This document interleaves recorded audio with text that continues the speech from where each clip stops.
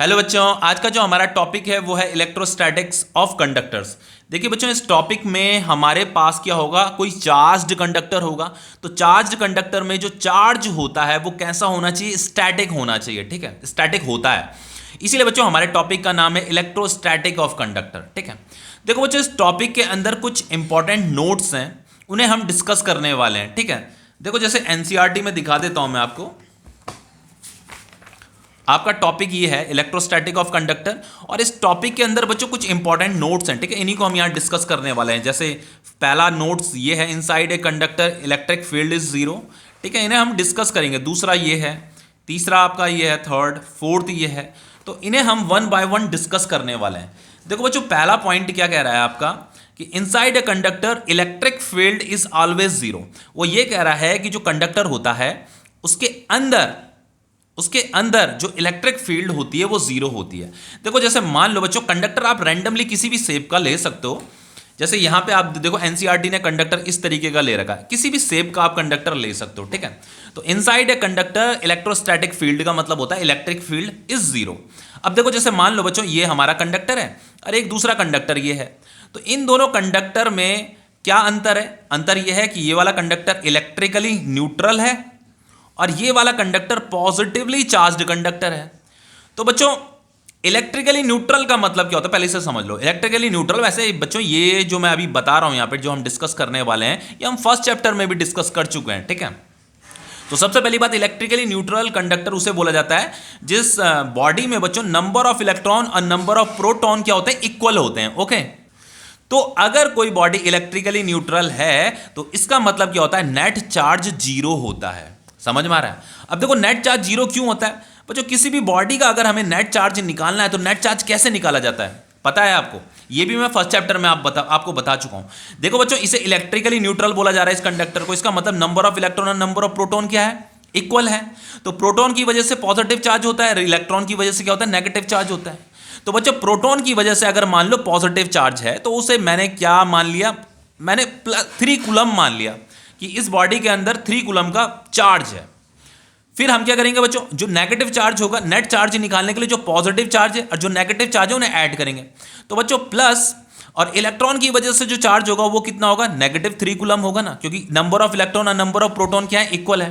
तो अगर प्रोटॉन की वजह से पॉजिटिव चार्ज है तो इलेक्ट्रॉन की वजह से उतना ही नेगेटिव चार्ज होगा। तो फाइनली बच्चों ये कैंसिल हो जाएंगे और आपका नेट चार्ज कितना आएगा बताओ? नेट चार्ज कितना आ रहा है आपका? जीरो ही तो आ रहा है। ओके, तो बच्चों कोई भी कंडक्टर अगर आपके पास है, वो अगर इलेक्ट्रिकली न्यूट्रल है तो उसके अंदर जो नेट चार्ज होता है वो जीरो होता है। उसके अंदर बच्चों जितना पॉजिटिव चार्ज है उतना ही नेगेटिव चार्ज भी है, इसीलिए ये एक दूसरे को बैलेंस कर रहे हैं, मतलब ये कैंसिल हो जाते हैं। तो फाइनली नेट चार्ज क्या बोला जाता है, जीरो बोला जाता है। तो बच्चों अगर इस कंडक्टर के अंदर अगर नेट चार्ज जीरो है तो इलेक्ट्रिक फील्ड भी तो जीरो ही होना चाहिए। भाई इलेक्ट्रिक फील्ड कहां से प्रोड्यूस होता है, चार्ज से ही तो प्रोड्यूस होता है, पॉजिटिव चार्ज से प्रोड्यूस होता है, नेगेटिव की तरफ जाता है ना। तो इसके अंदर तो नेट चार्ज कितना आ रहा है, जीरो आ रहा है, तो इलेक्ट्रिक फील्ड भी क्या होना चाहिए, जीरो ही होना चाहिए। बाकी हम बच्चों इसे दूसरे मेथड से भी प्रूव कर सकते हैं। हम यहाँ पे गॉस लॉ भी अप्लाई कर सकते हैं, उसके लिए गॉसियन सरफेस बनाना पड़ेगा, पर इतनी मेहनत करने की जरूरत नहीं है, बहुत सिंपल सा है। इसे समझ लीजिए कि inside a conductor electric field is zero. अब दूसरा देखो बच्चों, दूसरा क्या है कि अब हमने यहाँ पे इस कंडक्टर को हमने क्या किया, पॉजिटिवली चार्ज कर दिया। तो मैंने क्या किया, इसे पॉजिटिव चार्ज दिया। तो पॉजिटिव चार्ज अगर मैं दूंगा बच्चों तो ये तो आपका कंडक्टर है, तो पॉजिटिव चार्ज क्या कर, पॉजिटिव चार्ज एक दूसरे को रैपल करने लगेगा। तो वो पॉजिटिव चार्ज कहां पे अपीयर होने लगेगा, सरफेस में अपीयर होने लगेगा। समझ में आ रहा है ना? स्टार्टिंग में तो ये इलेक्ट्रिकली न्यूट्रल था ये कंडक्टर, लेकिन हमने इसे पॉजिटिव चार्ज दिया तो पॉजिटिव चार्ज सरफेस में अपीयर होने लग जाता है, क्योंकि आपका ये कंडक्टर है। ठीक है, तो पॉजिटिव एक दूसरे को रैपल करता है और ये पूरा का पूरा चार्ज यहां सरफेस में आ जाता है। ठीक है, तो बच्चों इसमें जो एक्स्ट्रा चार्ज है, जो एक्स्ट्रा पॉजिटिव चार्ज है बच्चों, वो सरफेस में है। अंदर, इसके अंदर इनसाइड, ये जो आपका पॉजिटिवली चार्ज कंडक्टर है, इसके इनसाइड जो नेट चार्ज होता है वो अभी भी जीरो ही रहता है, वो अभी भी जीरो ही रहता है। तो नेट चार्ज अगर जीरो है बच्चों तो यहां का अंदर का इलेक्ट्रिक फील्ड भी क्या होगा, जीरो ही होगा। लेकिन सरफेस में चार्ज होता है, सरफेस में तो एक्स्ट्रा चार्ज है। तो अगर किसी कंडक्टर के पास जो एक्स्ट्रा चार्ज होता है वो कहां पे होता है बच्चों, वो सरफेस में रिजाइड करता है। ठीक है, तो समझ में आ गया होगा आपको। तो दोनों ही केसेस में इलेक्ट्रिक फील्ड जीरो ही होने वाला है। अब देखो नेक्स्ट पॉइंट क्या कहता है आपका, at the surface of a charge conductor electric field must be normal to the surface at every point. देखो बच्चों, जैसे ये आपका चार्ज कंडक्टर है, मान लो ये पॉजिटिवली चार्ज कंडक्टर है, तो इसके सरफेस में कहीं पे भी आप पॉइंट कंसीडर कर लीजिए, यहां पे कहीं पे भी आप पॉइंट कंसीडर कर लीजिए, तो उस पॉइंट पे बच्चों जो इलेक्ट्रिक फील्ड होगा वो इलेक्ट्रिक फील्ड क्या होगा, सरफेस के परपेंडिकुलर होगा। देखो ये इलेक्ट्रिक फील्ड क्या होगा, सरफेस के परपेंडिकुलर होगा। ठीक है, इसे नॉलेज में रखिए। आप कहीं पे भी कोई भी पॉइंट सजेस्ट कर लीजिए, कहीं पे भी कोई भी पॉइंट ले लीजिए, उस पॉइंट में जो इलेक्ट्रिक फील्ड होगा वो सरफेस के परपेंडिकुलर होगा। अंदर आपको इलेक्ट्रिक फील्ड की डायरेक्शन नहीं दिखानी है बच्चों, अंदर इलेक्ट्रिक फील्ड जीरो ही होता है।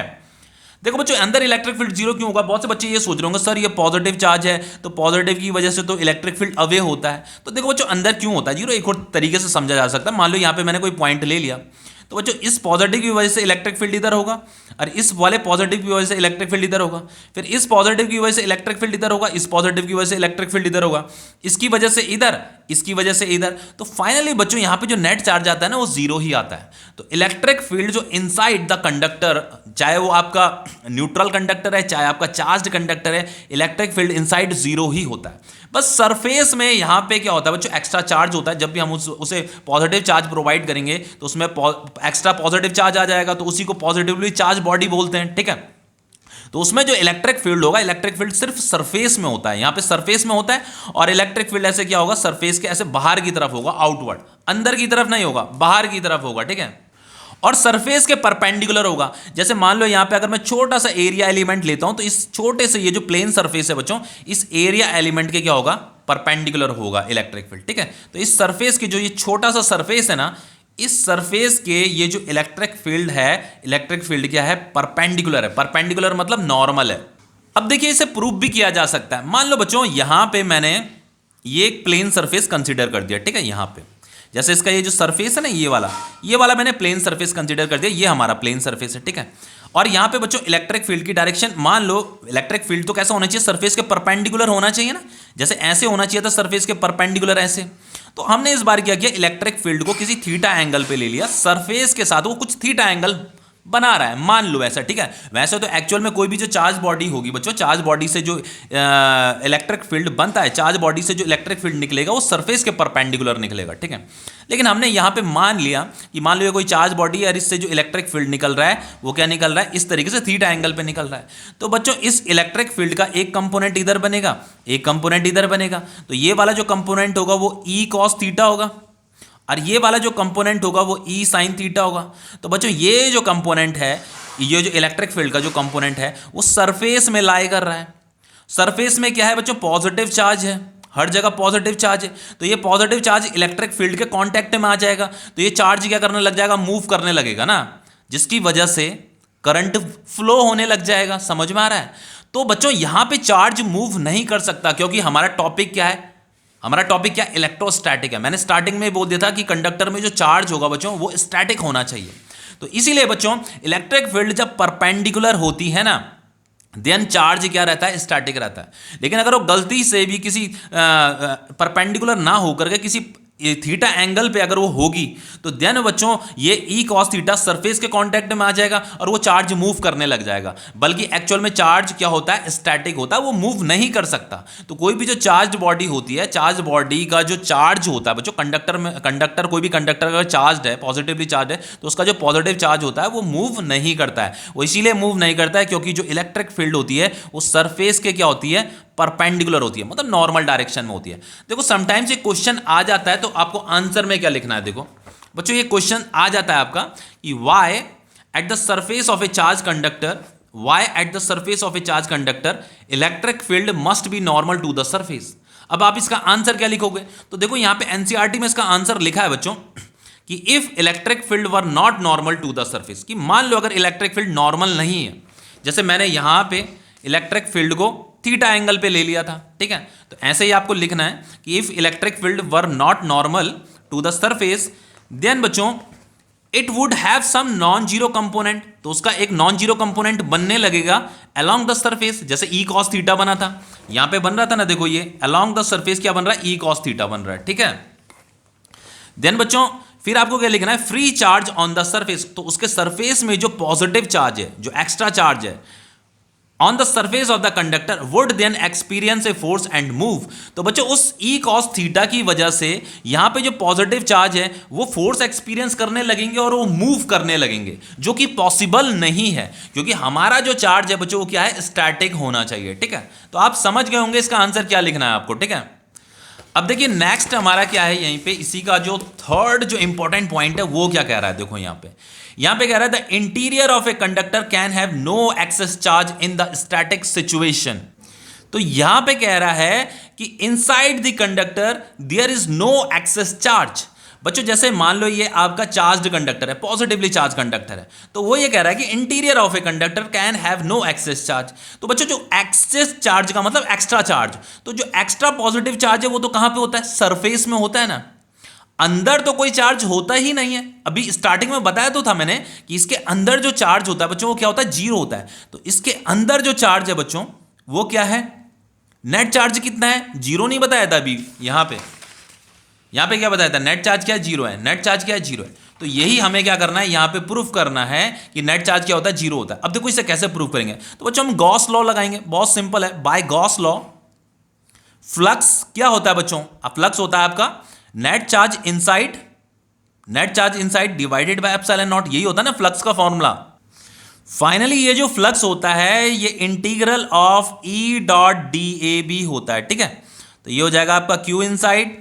हमें यहां पे क्या प्रूफ करना है कि इसके अंदर जो नेट चार्ज है बच्चों वो जीरो होता है। हमें यही प्रूफ करना है कि there is no excess charge in the interior of a conductor. ठीक है, कि इसके अंदर कोई भी एक्स्ट्रा चार्ज नहीं है। एक्स्ट्रा चार्ज तो यहां सरफेस में होता है बच्चों। ठीक है, तो फाइनली देखो बच्चों ये Q inside divided by epsilon not हो जाएगा। अब देखो बच्चों यहां पे जो इलेक्ट्रिक फील्ड होने वाला है, यहां पे जो इलेक्ट्रिक फील्ड होने वाला है, इलेक्ट्रिक फील्ड क्या होगा बच्चों, अंदर इसके अंदर जो इलेक्ट्रिक फील्ड होता है वो क्या होता है, अंदर तो इलेक्ट्रिक फील्ड जीरो ही होता है ना, तो इलेक्ट्रिक फील्ड जीरो हो जाएगा। तो ये फाइनली ये पूरा टर्म क्या हो जाएगा, ये क्या हो जाएगा, पूरा का पूरा जीरो ही तो हो जाएगा। जब इलेक्ट्रिक फील्ड जीरो तो ये भी पूरा जीरो ही हो जाएगा ना। ये हो गया आपका Q inside divided by epsilon not. तो फाइनली ये क्यू इनसाइड कितना आ रहा है बच्चों, net charge inside the conductor क्या आ रहा है, जीरो इंटू एप्सिलॉन नॉट क्या आ रहा है, जीरो ही तो आ रहा है। तो प्रूफ तो हो गया, यही तो हमें प्रूफ करना था कि there is no excess charge in the interior of a conductor. तो ये आपका प्रूफ हो गया है। ओके, समझ में आ रहा है ना। अब देखिए यहां पे नेक्स्ट पॉइंट क्या कह रहा है, electric potential is constant throughout the volume of the conductor and has the same value as inside on it surface. Throughout the volume, बच्चों जो कंडक्टर है, कंडक्टर के पूरे वॉल्यूम में आप कहीं पे भी कोई भी पॉइंट ले लीजिए, उस हर एक पॉइंट पे जो इलेक्ट्रिक पोटेंशियल होगा वो कांस्टेंट होगा। वो ये कह रहा है जो इलेक्ट्रिक पोटेंशियल की जो वैल्यू होगी सेम होगी on it surface as inside. मतलब सरफेस में या कहीं पे भी आप ले लो, चाहे सरफेस में लीजिए, कहीं पे भी कोई पॉइंट ले लीजिए, चाहे इनसाइड कहीं पे भी कोई पॉइंट ले लीजिए, पोटेंशियल क्या होगा, इलेक्ट्रिक पोटेंशियल क्या होगा, इलेक्ट्रिक पोटेंशियल की वैल्यू क्या होगी बच्चों, सेम होगी। ठीक है, तो चलिए इसे प्रूफ करते हैं। ऐसे करते हैं, कोई दो पॉइंट ले लेते हैं। जैसे मैंने सरफेस में एक पॉइंट ये ले लिया और इसके अंदर एक पॉइंट ये ले लिया। ठीक है, तो इसे मैं ए बोल देता हूं, इसे मैं बी बोल देता हूं। अब मुझे क्या करना है बच्चों, यहां पे मैंने एक क्यू चार्ज मैंने यहां पे मान लिया कि यहां पे कोई क्यू चार्ज है। मुझे क्या करना है, इस क्यू चार्ज को इस बी से ए तक क्या कराना है, इस पे वर्क डन करवाना है by external agent. External agent की मदद से मुझे इस क्यू चार्ज को इस बी पॉइंट से ए पॉइंट तक लाना है, ऐसे इस तरीके से लाना है और उसका वर्क डन कैलकुलेट करना है। क्योंकि बच्चों हमें यहां पे क्या प्रूफ करना है कि चाहे आप सरफेस में कोई पॉइंट लीजिए, चाहे इसके अंदर कोई पॉइंट लीजिए, पोटेंशियल हर एक पॉइंट में क्या होता है, सेम होता है। यही हमें प्रूफ करना है। अब इसे कैसे प्रूफ करेंगे, देखो तो मैंने ये दो पॉइंट ले लिए, तो इस पॉइंट का पोटेंशियल क्या होगा बच्चों, वी बी, और इस पॉइंट का पोटेंशियल क्या है, वी ए। और हमें क्या प्रूफ करना है कि ये दो, इस पॉइंट का पोटेंशियल इस पॉइंट का पोटेंशियल क्या है, इक्वल है। तो हम क्या करेंगे, यहां से लेकर के यहां तक का वर्क डन करवाएंगे। तो वर्क डन हम करवाएंगे बी से लेकर के ए तक। तो ये जो वर्क डन हो रहा है किस पे हो रहा है, इस क्यू चार्ज पे हो रहा है। ठीक है, इस क्यू चार्ज पे हो रहा है। तो work done divided by charge क्या होता है बच्चों, पोटेंशियल डिफरेंस होता है। तो ये जो वर्क डन हो रहा है इनिशियल से फाइनल तक हो रहा है, यहां से यहां तक हो रहा है, तो ये वाला पॉइंट क्या है आपका, फाइनल है। तो final potential minus initial potential, potential at A minus potential at B. तो दिस इज पोटेंशियल डिफरेंस और बच्चों वर्क डन और चार्ज में ये रिलेशन होता है। ठीक है, तो ये फॉर्मूला आपको पता होगा आपको। ठीक है, अब देखो बच्चों हम क्या करेंगे, V A minus V B is equal to work done from B to A. तो बच्चों देखो बी से ए तक का जो वर्क डन होगा वो कितना होगा।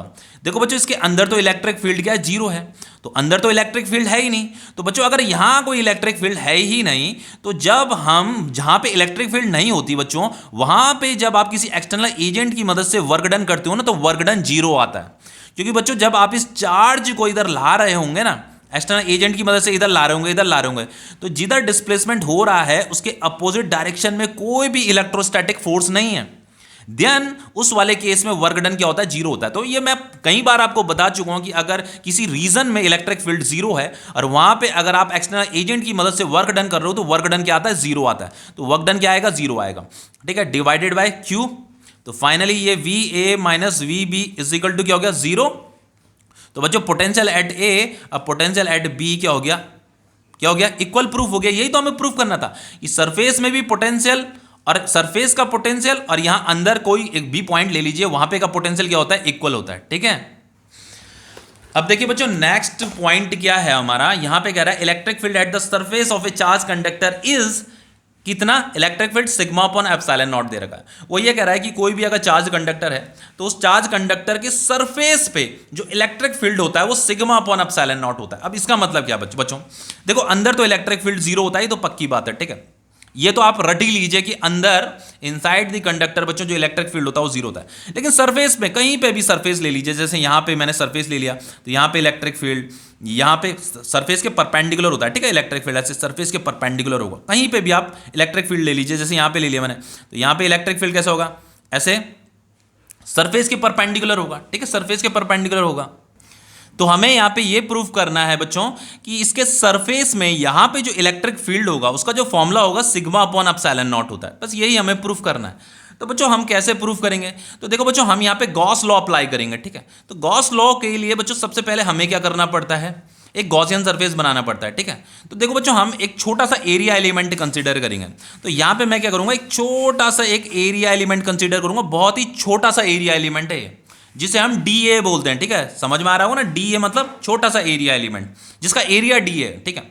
मैं क्या करूंगा बच्चों, इस एरिया एलिमेंट में कुछ ना कुछ चार्ज होगा, पॉजिटिव पॉजिटिव, जैसे यहां सरफेस में क्या है, पॉजिटिव चार्ज है ना, तो इसके अंदर भी क्या होगा, चार्ज होगा। तो वो चार्ज कितना है, मान लो डी क्यू चार्ज है, क्या है, डी क्यू चार्ज। और मुझे इस चार्ज को क्या करना है, इनक्लोज्ड करना है, गॉसियन सरफेस की मदद से इनक्लोज्ड करना है। तो मैंने यहां पे एक सिलेंड्रिकल गॉसियन सरफेस बना दिया, क्या बना दिया, एक सिलेंड्रिकल गॉसियन सरफेस बना दिया, ठीक है।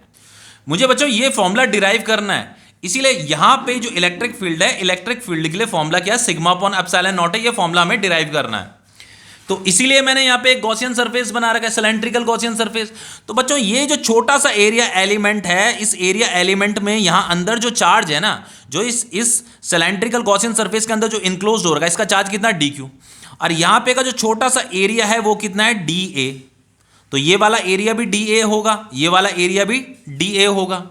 तो बच्चों अगर मैं गॉस लॉ अप्लाई करता हूं, by Gauss law, according to Gauss law, जो फ्लक्स होता है बच्चों, फ्लक्स का फॉर्मूला क्या होता है, charge enclosed, Q inside, charge enclosed divided by epsilon naught होता है। तो बच्चों ये जो गॉसियन सरफेस है, इस गॉसियन सरफेस के अंदर ये जो चार्ज इनक्लोज्ड हो रखा है, वो कितना चार्ज इनक्लोज्ड हो रखा है, डी क्यू, जिसे हमने डी क्यू मान रखा है, ठीक है। तो क्यू इनसाइड की जगह में आ जाएगा D Q divided by epsilon not. और बच्चों ये जो आपका फ्लक्स है, फ्लक्स का फॉर्मूला क्या होता है, तो बच्चों जो फ्लक्स का जो फॉर्मूला होता है ना, फ्लक्स का फॉर्मूला एक तो होता है आपका E dot D A B होता है, और एक आपका बच्चों integral of E dot D A B होता है। अब देखो इन दोनों में से कौन सा फॉर्मूला यूज करना है, अधिकांश टीचर बार बार इसी को यूज करते रहते हैं, ठीक है। लेकिन बच्चों इस फॉर्मूले का यूज हम तब करते हैं जब हमें कर्व्ड सरफेस से एसोसिएटेड फ्लक्स निकालना होता है। लेकिन अगर हमें प्लेन सरफेस से एसोसिएटेड फ्लक्स निकालना है तो देन आपको इंटीग्रेशन करने की जरूरत नहीं होती है, देन आप डायरेक्ट ई डॉट डी ए भी लिख सकते हैं, ठीक है। अगर ये प्लेन सरफेस से एसोसिएटेड फ्लक्स है, अगर आपको प्लेन सरफेस का फ्लक्स निकालना है तो आप इस फॉर्मूले को यूज कीजिए, और कर्व्ड सरफेस का फ्लक्स निकालना है तो इस फॉर्मूले का यूज कीजिए। अब देखो यहां पे देखो बच्चों, देखो यहां से इलेक्ट्रिक फील्ड बाहर निकल रहा है, तो ये आपका प्लेन सरफेस है, तो इस प्लेन सरफेस को क्रॉस करते हुए जा रहा है, और ये वाला आपका क्या है, कर्व्ड सरफेस है। तो बच्चों इलेक्ट्रिक फील्ड जिस सरफेस को क्रॉस करते हुए जाता है ना, उस सरफेस से एसोसिएटेड फ्लक्स बनता है। लेकिन अगर इलेक्ट्रिक फील्ड किसी सरफेस को क्रॉस नहीं कर रहा है, मतलब किसी सरफेस को अगर क्रॉस कर ही नहीं रहा है, तो उस सरफेस से एसोसिएटेड फ्लक्स जीरो होता है। तो देखो जैसे ये वाला जो कर्व्ड सरफेस है बच्चों, ये वाला जो कर्व्ड सरफेस है, तो इस कर्व्ड सरफेस के इलेक्ट्रिक फील्ड क्या है, पैरेलल है। तो इस सरफेस को तो क्रॉस नहीं कर रहा, तो इस सरफेस से एसोसिएटेड फ्लक्स क्या होगा, जीरो होगा। समझ में आ रहा है। दूसरी बात बच्चों, ये वाला जो प्लेन सरफेस है, इस प्लेन सरफेस से एसोसिएटेड फ्लक्स भी जीरो होगा, क्योंकि बच्चों इलेक्ट्रिक फील्ड जो इनसाइड है वो जीरो होता है, इसके अंदर तो इलेक्ट्रिक फील्ड जीरो है, इलेक्ट्रिक फील्ड तो इधर बाहर की तरफ है। तो सिर्फ इस वाले सरफेस को ही इलेक्ट्रिक फील्ड क्या कर रही है, क्रॉस कर रही है। और ये वाला सरफेस क्या है, प्लेन सरफेस है, कर्व्ड सरफेस तो ये वाला है ना। तो प्लेन सरफेस से एसोसिएटेड जो फ्लक्स का फॉर्मूला होता है वो ई डॉट डी ए होता है। इंटीग्रेशन नहीं आएगा यहां पे, सिर्फ ई डॉट डी ए आएगा, ठीक है। तो यहां पे फ्लक्स की जगह में क्या आ जाएगा आपका, ई डॉट डी ए आ जाएगा। समझ में आ रहा है। अब एक और चीज बताता हूं बच्चों आपको, हमें जो इलेक्ट्रिक फील्ड निकालना है ना, यहां पे का इलेक्ट्रिक फील्ड निकालना है, यहां पे का नहीं निकालना है। तो बच्चों ये जो सिलेंडर है ना, ये सिलेंडर बहुत छोटा सिलेंडर है, बहुत ही छोटा। जैसे मैंने ये देखो ऐसे बताता हूं, जैसे ये वाला एरिया एलिमेंट यहां पे है ना, ये वाला एरिया एलिमेंट मान लो यहां पे ड्रॉ कर दिया मैंने। तो ये जो टॉप फेस है ना बच्चों, ये टॉप फेस यहीं पे है, नजदीक में यहीं पे, और ये जो बॉटम फेस है ना, ये भी यहीं पे है। मतलब ये सिलेंडर बहुत छोटा सिलेंडर है, ये टॉप फेस यहीं पे है, बॉटम फेस भी यहीं पे है। पर अगर मैं इतना छोटा सिलेंडर बनाता तो मैं आपको एक्सप्लेन ही नहीं कर पाता, ठीक है, क्योंकि हमें यहीं पे क्या इलेक्ट्रिक फील्ड बनाना है। तो आपको पता होना चाहिए जिस पॉइंट पे हम इलेक्ट्रिक फील्ड निकालते हैं ना, वहीं से गॉसियन सरफेस भी वहीं उसी पॉइंट से ड्रॉ किया जाता है, ठीक है। नॉलेज होगा इतना तो आप लोगों को। तो फाइनली ई डॉट डी ए क्या होता है, E D A cos theta होता है, ये हो गया आपका D Q divided by epsilon not. और बच्चों यहां पे ये जो ई डी है, थीटा क्या, theta is the angle between electric field and area vector. तो बच्चों इलेक्ट्रिक फील्ड की डायरेक्शन इधर है और एरिया वेक्टर की डायरेक्शन भी इधर ही होती है, पता ही होगा ना इतना तो आपको। एरिया वेक्टर की डायरेक्शन भी इधर ही होगी, ये जो डी ए एरिया वेक्टर है, तो ये दोनों थीटा क्या हो जाएगा, 0 डिग्री हो जाएगा। तो कॉस 0 डिग्री की वैल्यू क्या होती है, 1 होती है, ठीक है। तो फाइनली हम इसे ई डी ए ही लिख देंगे, ये हो जाएगा आपका D Q divided by epsilon not. अब देखो बच्चों हमें यहाँ पे डी क्यू की वैल्यू पुट करनी पड़ेगी। देखो कैसे पुट करेंगे, देखो बच्चों ये जो सरफेस चार्ज डेंसिटी है ये हमें गिवन था कि कांस्टेंट है, और सरफेस चार्ज डेंसिटी का फॉर्मूला क्या होता है, चार्ज डिवाइडेड बाय एरिया होता है। तो surface charge density is equal to, देखो बच्चों चार्ज डिवाइडेड बाय एरिया। तो ये वाला जो एरिया एलिमेंट है, इस वाले एरिया एलिमेंट में चार्ज कितना, डी क्यू। तो चार्ज की जगह में यहाँ डी क्यू लिख दीजिए, डिवाइडेड बाय ये जो डी क्यू चार्ज है ये कितने एरिया पे, डी ए, डी ए लिख दीजिए बस। समझ रहे हो ना। अगर आप पूरा चार्ज लोगे तो आप पूरा चार्ज भी ले सकते हो और पूरा इसका एरिया भी ले सकते हो, उससे उसे भी सॉल्व करोगे तो इतना ही सरफेस चार्ज डेंसिटी आएगा, इसे भी सॉल्व करोगे तो इतना ही सरफेस चार्ज डेंसिटी आएगा, क्योंकि सरफेस चार्ज डेंसिटी क्या है, कांस्टेंट है। तो फाइनली बच्चों ये जो डी क्यू है, D Q is equal to क्या हो जाएगा, sigma into D A. D Q is equal to क्या हो जाएगा, सिग्मा इंटू डी ए। तो यहाँ पे डी क्यू की जगह में क्या आ जाएगा, सिग्मा इंटू डी ए आ जाएगा। डी क्यू की जगह में क्या आ जाएगा, सिग्मा इंटू डी ए आ जाएगा, ठीक है। तो डी क्यू की जगह में मैंने ये लिख दिया है, और ये एप्सिलॉन नॉट हो जाएगा, ये हो जाएगा आपका ई इंटू डी ए। तो डी ए से डी ए कट गया, तो इलेक्ट्रिक फील्ड कितना हो गया बच्चों आपका, सिग्मा अपॉन एप्सिलॉन नॉट हो गया। तो बच्चों कंडक्टर के सरफेस में, कोई भी जो चार्ज कंडक्टर है उसके सरफेस में जो इलेक्ट्रिक फील्ड होता है वो सिग्मा अपॉन एप्सिलॉन नॉट होता है, ठीक है। तो ये भी आपका प्रूफ हो गया।